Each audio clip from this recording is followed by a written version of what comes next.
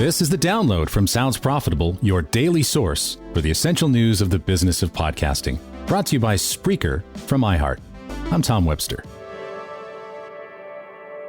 Here's what you need to know for today, Thursday, December 21st. It's the final download of 2023.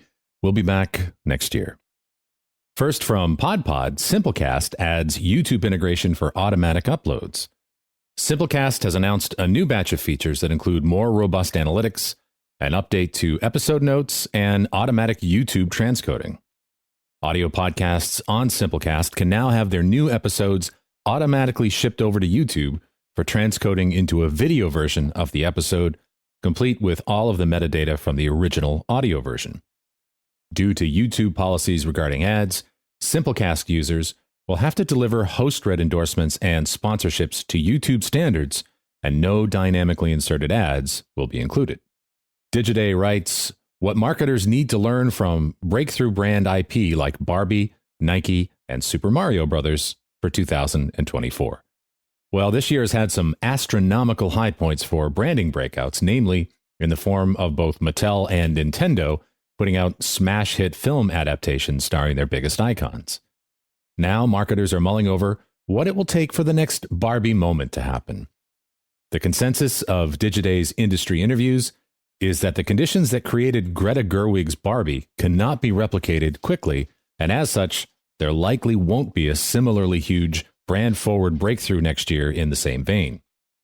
It'll take time for companies to properly digest and reverse engineer how Barbie broke the mold, or how Mario became the highest-grossing video game film adaptation. And from Adweek, here's what's missing from Netflix's data dump, according to ad experts.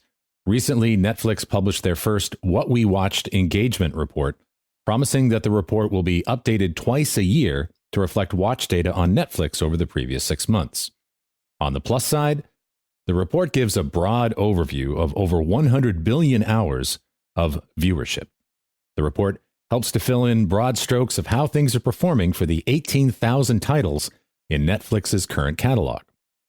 On the flip side, What We Watched is sparing with what data it does provide, leaving out any sort of gender, income, race, psychographic, or behavioral markers that one might expect from such data. Also, by virtue of only publishing once every 6 months, a good portion of the data is no longer relevant to the marketing decisions of advertisers who are interested in how Netflix content is performing right now.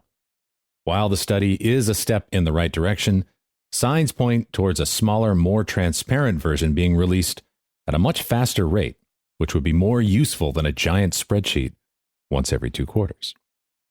And for the rest of the news, Podimo has secured 44 million euros in combined funding. Congratulations. And eMarketer finds most TV and video ad buyers require at least 3 forms of data currency. And in the download version on our website or in your email news box, we also have a data snapshot today, and it's the latest ranking of top podcasts by average weekly downloads, according to Triton Digital. Of course, what it means, Triton's podcast metric service measures participating publishers only and is certified by the IAB Tech Lab. And what's cool for this particular month is that this past weekend from the Roost Podcast Network was the biggest mover in the top 10, climbing 7 spots. Congrats to the Roost. Be sure to check out the links to every article mentioned right in your podcast listening app or at soundsprofitable.com, where you can also subscribe to the newsletter version. The Download is written and produced by Brian Barletta, Gavin Gaddis, and me.